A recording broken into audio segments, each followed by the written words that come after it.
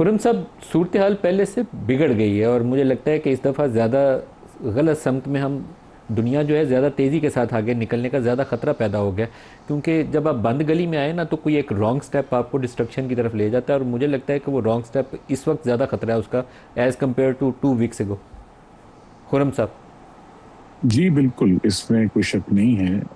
लेकिन देखिए ना, अब ये भी साथ खबर है कि अमेरिकी फोर्सेस ने कुछ 70 कमर्शियल शिप जो हैं वो आबनाए हुर्मुज से गुजारे हैं पिछले 3 हफ्ते में। ये उनका दावा है। तो दोनों साइडें जो हैं वो अगरचे हम उसे कह सकती हैं कि एक स्ट्रेटेजिक एग्जॉस्शन का शिकार हो गए हैं। लेकिन दोनों अपने अपने अंदरूनी जो खलफशार है, अमेरिका के अंदर अपना एक खलफशार है, ईरान के अंदर अपना खलफशार है, उसकी वजह से वो फैसला नहीं हो रहा जिसकी असल में जो ख्वाहिश थी और जिसके बारे में हमने डिस्कशन भी किया आपके शो पे पहले, कि जो मुआशी मामला है उसकी तरफ पहले पेशरफ्त कर ली जाए, जो यानी आबना हुर्मुज का खोलना और खुला रहना, और उसके जो बराबर फिर ईरान के ऊपर कुछ जो उसकी मुआशी पाबंदियां हैं उनमें नरमी आना। ये जो डील थी ये टेबल पर थी और इस पर बहुत गुफ्तगू हुई। लेकिन अब अगर अमेरिका ने भी अब इस पे जो है वो कहते हैं ना मैक्सिमल अपनी एफर्ट कोशिश कर रहे हैं, बार बार न्यूक्लियर मटेरियल्स का जिक्र करते हैं। ईरान के अंदर भी ये इशू है, ये मैक्सिमल डिमांड है कि वो ये समझते हैं कि लबनान को शामिल किए बगैर, अगर देखिए वो मुआशी डील अगर हो जाती, आज से 2 हफ्ते पहले भी मुमकिन था, उससे पहले भी पाकिस्तान ने बड़ी कोशिश की थी जब फील्ड मार्शल आसिम मुनीर पहली दफा तेहरान तशरीफ ले गए थे, उस वक्त भी ये कोशिश की थी कि एक इकोनॉमिक बेस को बना के आगे बढ़ा जाए।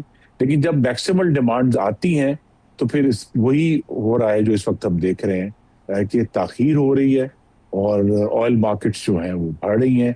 जिस रिपोर्ट का आपने जिक्र किया, अगरचे वो कोई एक नीम सरकारी सी एजेंसी है ईरान की, तस्नीम के नाम से, उन्होंने अब कह दिया कि जी ईरान ने जो है वो पीस टॉक सस्पेंड कर दी है। अब अमेरिका अपनी तरफ से ये कह रहा है कि जी हमारे ऊपर तो जो है कुवैत में फिर जो है उनके ऊपर बैलिस्टिक मिसाइल दागे गए हैं। और तो ये मामला जो है वो इस वक्त दोनों ममालिक की जो क़यादत है उसके अंदर, अब जब क्लैरिटी ऑफ थॉट नहीं है, वो वाज़ेह नहीं है कि उन्होंने आगे आगे कैसे बढ़ना है।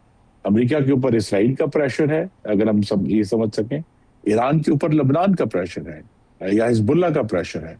तो अगर उस प्रेशर को जो जो बैरूनी है उनके असल मामले से, अगर उसको लेकर इस वक्त दोनों जो फ्री कैन है वो अब एक समझें कि डेडलॉक का शिकार हो गए। और नुकसान तो ऑफ कोर्स पूरी दुनिया का हो रहा है, क्योंकि मलिक साहब ये जो मामला है कि सिर्फ ऑयल का इशू तो नहीं है, ऑयल के अलावा भी नॉन एनर्जी एक्सपोर्ट्स हैं पूरी दुनिया में। अब एक तो उसका कॉन्सिक्वेंस ये हुआ है कि पूरी दुनिया जो है अब उसके मुतबादल ढूंढ रही है कि अगर हमें सल्फर यहाँ से नहीं मिलेगा तो हम कहाँ से लेंगे, हीलियम यहाँ से नहीं मिलेगा तो हम कहाँ से लेंगे, खाद यहाँ से नहीं मिले।